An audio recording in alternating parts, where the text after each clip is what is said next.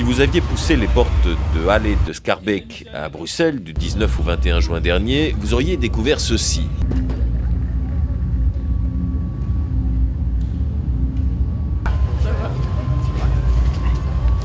Ça c'est sur Mars qui porte ça, c'est ça. Le salon de l'astronaute, un grand espace dédié à l'astronomie et qui plonge le visiteur à des milliers de kilomètres de notre planète. Bienvenue dans l'espace.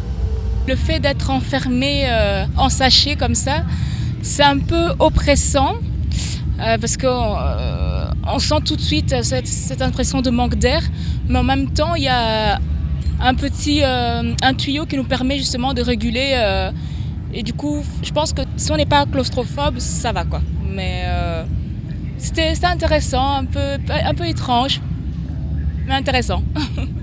Ce salon, qui en est à sa seconde édition, ouvre également le champ de la fiction à celui de l'art. Ici, vous êtes dans le stand des combinaisons des astronautes. Qu'est-ce qu'ils portent quand ils sont dans l'espace?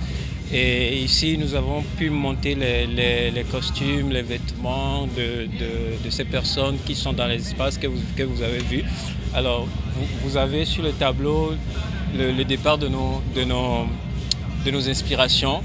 Ok, et à partir de ce moment, il y a des ustensiles, des articles qu'on a dû utiliser sur les combinaisons que vous avez vues portées par les astronautes. Nous avons réfléchi, au premier abord, on a réfléchi sur comment ça peut être possible la mode dans l'espace. Tout est parti de là en fait. Donc ça a été un long travail de réflexion et des inspirations. Comme vous pouvez, on est parti chercher des images des astronautes et à partir de ce moment, les réflexions ont été faites autour. Et donc vous pouvez comprendre que ça a pris quand même un peu de temps de recherche et après maintenant de travail. Ça fait 2 semaines quand même sur lesquelles on est en train de mijoter tout ça. Ici, on se croirait à l'autre bout du monde. À défaut d'y être, on tente l'expérience. Au départ, ça ne me déstabilise pas du tout. Mais puis après, au moment, de plus en plus que tu rentres dedans, que tu comprends que tu es quand même quelque part d'autre et que tu comprends qu'il y a des personnes qui sont en face de toi, là, tout commence à bouger. L'image, elle est un peu plus lente par rapport à ta propre vitesse humaine. Et donc, oui, tu es bousculé et parfois tu bouges un peu comme ça. Un véritable défi pour les concepteurs de cette fiction. Le projet là que vous avez essayé, c'est de rencontrer des martiens. En fait, c'est un espace où c'est Mars. Et ici, je suis venu avec un projet qui s'appelle Look at Me.